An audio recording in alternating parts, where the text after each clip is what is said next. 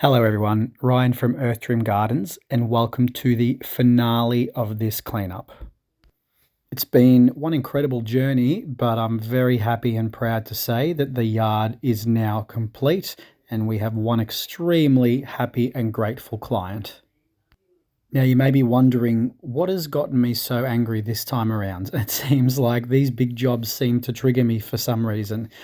Now, the bit of fallen tree that you're about to see now, those are about 3 or 4 very large branches of that beautiful gum that was in the client's property. What's happened is that the neighbor has had a tree guy come and cut those branches down because they were overhanging on his side of the property, which he is 100% okay to do. It is legal.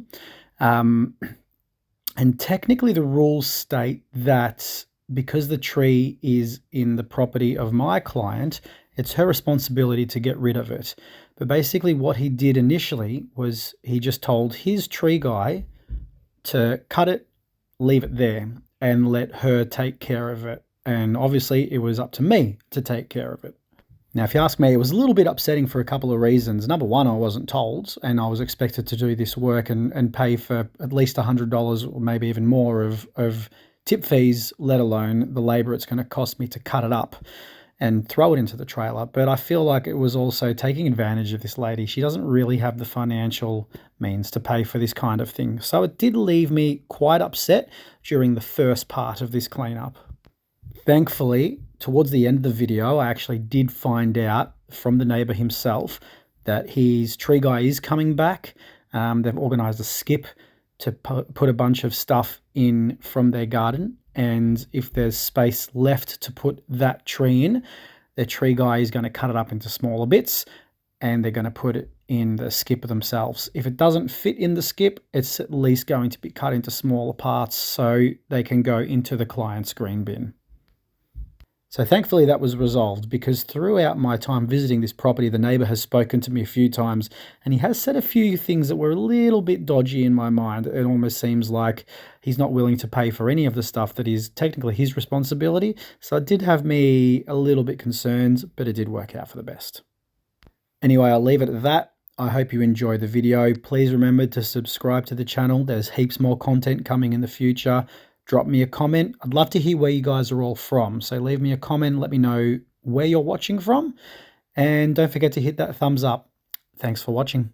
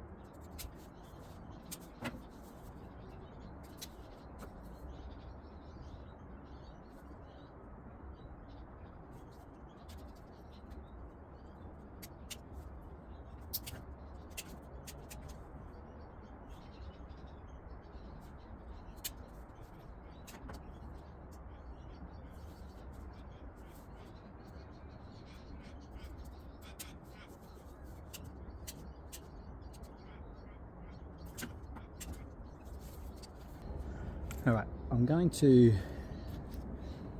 explain pruning a rose for those of you who don't know anything about them. The harder you cut them back, the more they like it, and the more they will grow and produce really nice flowers. Now, this one is almost dead, so it might be beyond salvageable, but we'll see how we go. So I'm cutting a lot of it almost to the grounds and giving it an opportunity to restart again. But what we can see is, let's see how this works. There are little lines that run across the stems. I don't know how well we can see the line running around there. They're basically all over. And there's another one just below my thumb there. And they're called nodes, N-O-D-E-S. And basically what you do when you cut is you want to cut about a centimetre, half an inch above the node, because that's where the new growth will come through. You also want to cut it on a slight angle, 30 to 45 degree angle, and you want the slope of the angle to be sliding away from the node, because what that does is if there's rain or mildew or anything, it will run away from where the new growth comes out. That actually helps it grow. The other thing is you want the node pointing in the direction that you want the new stem to grow from. So if you want it growing outwards, for example, if it was sitting like this and I wanted this stem to grow out to the right, I would find a node that was sticking out to the right and cut just above it and cut on a slant so it's sloping away. And that's basically the 101 on how to prune roses. Once they do flower, you can deadhead them and you might get a second round of flowers through, so give them a light prune. But at the end of the season, so you know we're in winter now, so it might be a little bit too late, maybe not. The climate has been a bit all over the place at the moment, so it's quite hard to predict the best time to prune. But around this time of year, the harder the better.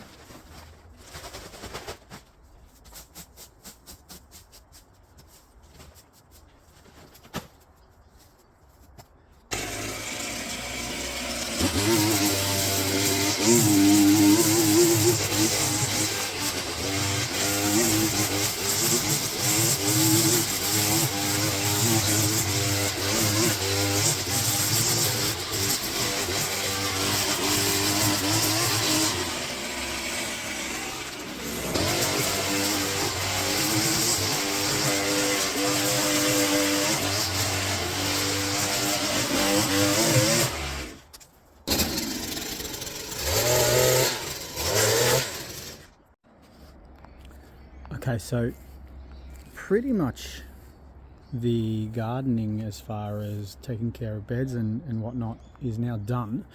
There are still a few things to do.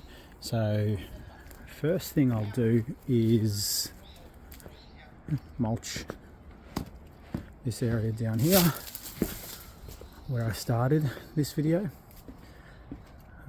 I'll probably tidy up some of those leaves a little bit down the end first as well, get rid of them, and lay the mulch down in the garden beds. I'll also run the whippersnipper just across here as well, just to neaten that up again. Obviously I'll tidy all this up towards the end. And the other thing I've decided to do is, if there's mulch left over, I'm not going to put it up the back here. I think what I'd rather do is put it along the front side of the backyard instead. I mean, there is an attempt at a garden bed here with bricks, and there's a couple more bricks just here as well. So what I think I'll do is, I've sort of made a little bit of a line with the dirt here, and there's a heap of bricks that I just found scattered throughout the yard during the weeks that I've been coming here in this back corner here. I'm going to use that to make a little makeshift garden bed, and that way the lawn guy, when he does come, if he decides to whippersnip, he's got a border he can do. And the other thing with the mulch, because there is no way for me to get a wheelbarrow through the backyard because the access is that narrow, I've had to go and buy bags of mulch. I mean, a little bit more expensive, but it was the only way I could really get in there. And I did speak to the owner about it, told her that the mulch would be going down today. She wasn't aware of it until just now, and she's incredibly overwhelmed, and she wanted me to pass on a thank you to all of those who did contribute to the Buy Me a Coffee page, those last couple of videos that have gone towards the mulch for this. So a big thank you from her, and a big thank you from me as well. All right, let's keep going.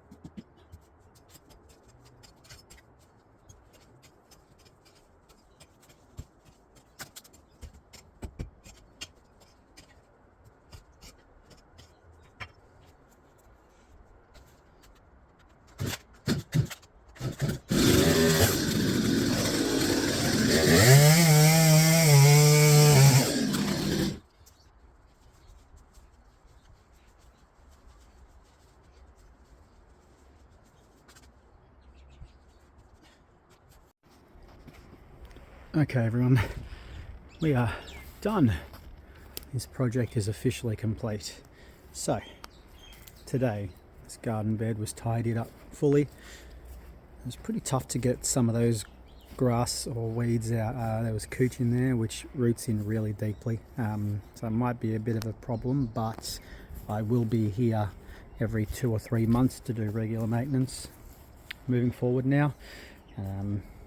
Now this is just a quick throw together, or put together this garden bed here.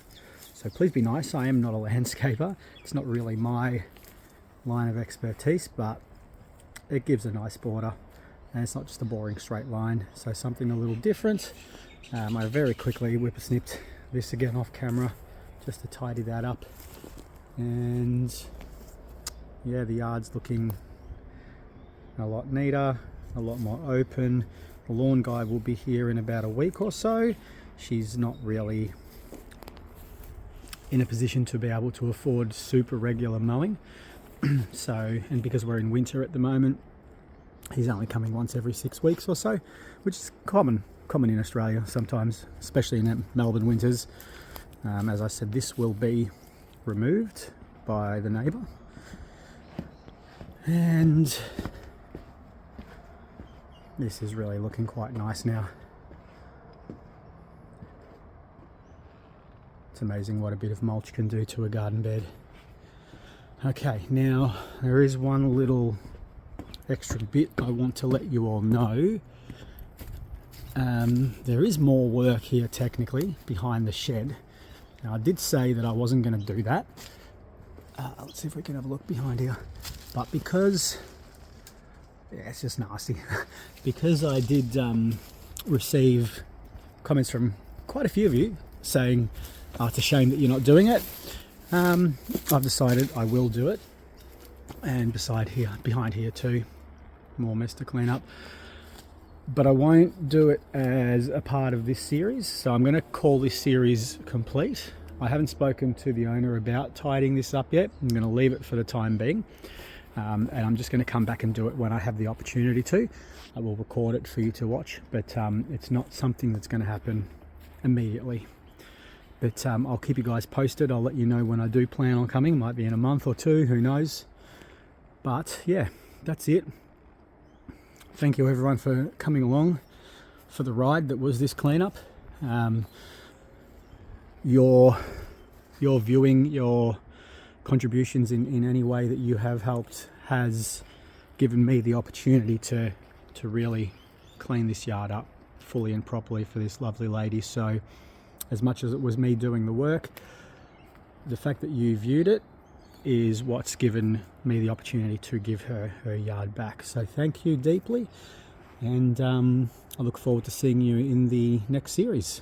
I believe next week I will be back at the Hoarder property, finish that one off, and then I'll get restarted at the one I've just posted the first part of. Alright, hang tight, there's going to be a bunch of before and after photos of the full job, so enjoy those. Yeah, thanks for watching as always again, and I'll see you next time.